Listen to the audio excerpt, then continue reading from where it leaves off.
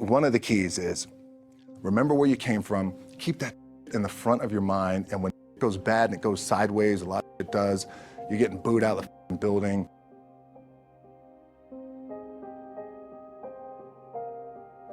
Or you're coming through this injury, or people are writing you off. Oh, you guys ain't gonna make it. You know, any of that, you gotta keep it in here. And it really has to, it should drive you. This idea and this notion that you could be anything you want, and you can accomplish anything you want, right? We hear that. You've heard that from the time you were little boys. You hear that now. You're already incredibly accomplished.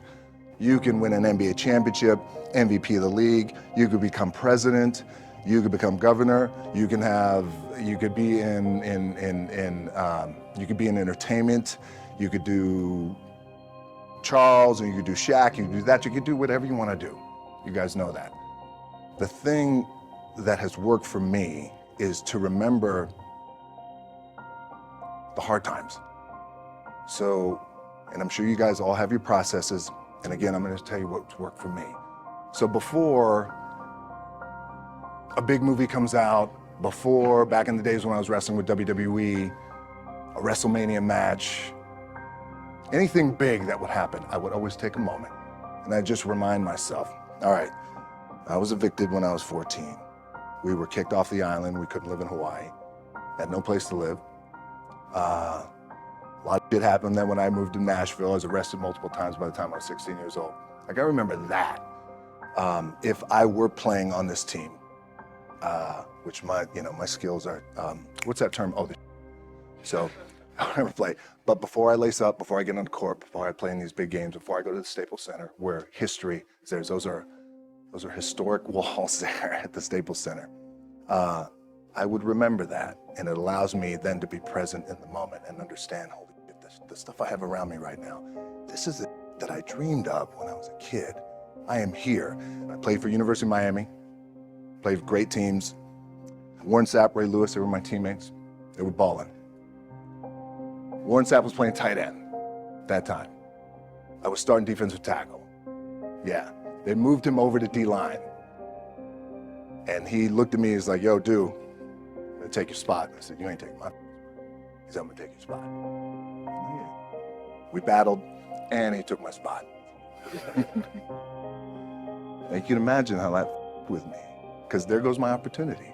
He went in, switched to defensive tackle, lit the world on fire. But what that did, it crushed me, it crushed my dreams. I had a piss poor senior year, zero production, no NFL, no combine invite, nothing. Finally went to the CFL, Calgary Stampeders, making $250 a week Canadian.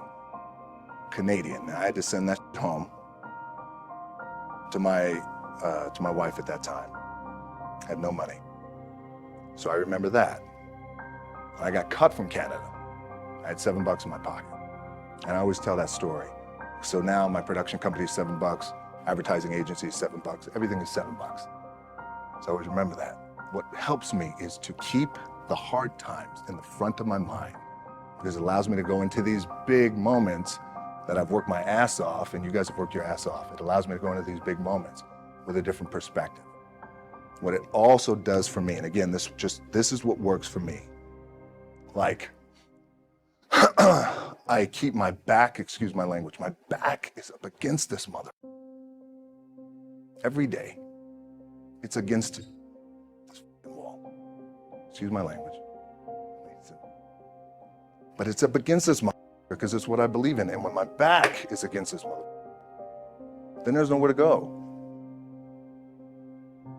But that way, that's it. So I feel like this could be something, an ideology and mindset that could help you, if you look at it that way. Because you made it already. We made it. We're successful boys, and we're lucky boys to be where we're at. Oh, you guys made it. Everybody's rich in the room.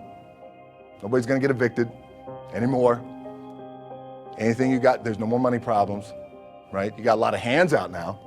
Hey, can I get a little bit? Can I get a little bit? Right, that happens. But when you make it, for me, I need this. I need this. So every day, my back is up against this motherfucker, and this is how I operate. Now, doesn't mean you don't smile, doesn't mean you don't laugh and joke, right? You're happy, I'm a happy guy. But when it comes to business and when it comes to executing, it's up against this. And I gotta go that way. And I don't give a who is in front of me. They're not gonna stop me. I feel like for me, it feels seamless because you prepared for so long, but it's just like you guys prepping for a game. That's the fun part. That's where it's like, it's fun, man. People are paying their hard-earned dollars to come see you. They're cheering, they're going bananas, they're booing the shit out of you or on the road. That's fun. That's what you live for. I mean, that's the juice right there. The prep is where the character's made. And I just don't mean the character I play, I mean the character in here. So for me, the prep is getting with the director, getting with the producers, getting with the writers, so in essence, it's like getting with all your coaches and your different position coaches and all the meetings that you have to have, right? So that's the work you put in. The key for me was, where does it start? What's the anchor? What's the anchor? So I could have all these ambitions and you guys have all these ambitions, which is great. It's important. I'll play this role, you'll play that role. I'll execute this thing and it'll come out this summer. You guys will execute this thing during the summer, right? When it's time to really put in a lot more work.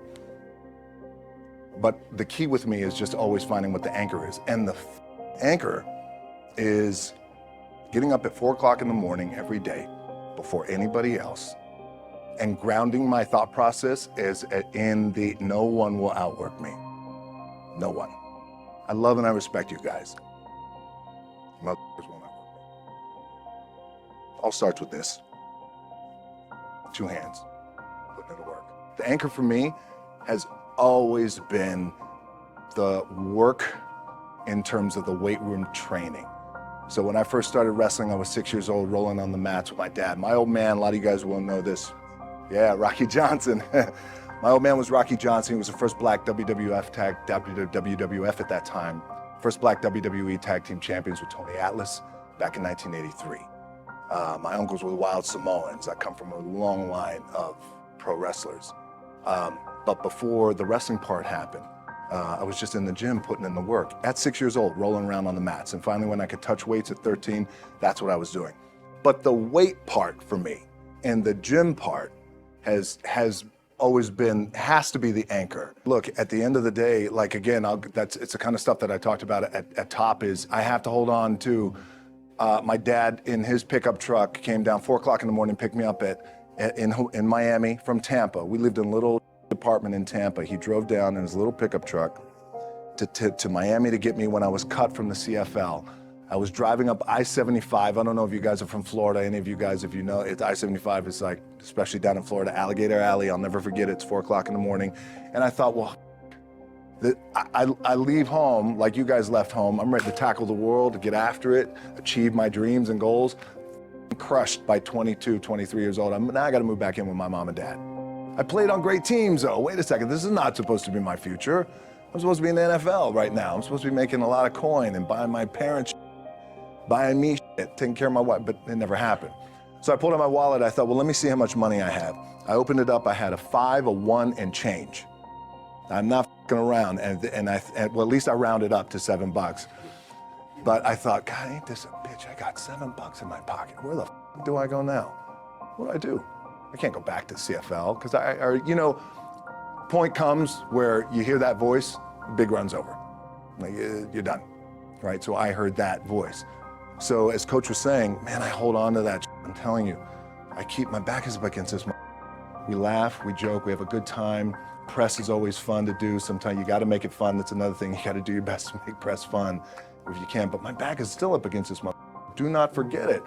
What this also helps me do, and again, it works for me, is at some point, you got to be fucking tired of not being number one.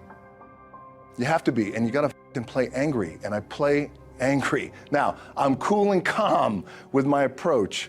And when I step out on my field, which is a set or, you know, like, there's some, and you're always gonna have haters, and haters are like, well, God damn, man, how many movies are you gonna make, or how much are you gonna do? Like, you do a lot of shit. I say, yes, it's my ambition. Of course, why not? I could do it. Yeah, I love what I do. And not only that, but in what world do we not work every day? Doesn't mean, it's just like you guys in the off season. You gotta work every day. It doesn't end. My back is up against this thing, you know, and I started to play angry, by the way, and I still play angry. My last match, Brock Lesnar, transitioned, and I realized if I had to be great at something, I wanted to be great in this world of Hollywood and movie making and producing and entertainment, I had to commit, and like you guys have to commit. Obviously, you commit to something, commit to the goal. So I quietly retired. 2 years later, I thought, what the f did I do with my career? Because my movies were not doing well. I was written off. I was like, it was around 2006, 2007. I was like, God damn. I left, I pulled a Jim Brown. I left when I was on top, like #1 in the wrestling business, and I left. It was a ballsy, gutsy, some call it stupid move, but I had to commit and I had to follow what was in my gut. And at that time, I'll share this with you guys, and Will Smith is my boy, and I sat down at that time with the agency I was with, and they said, what do you want to accomplish?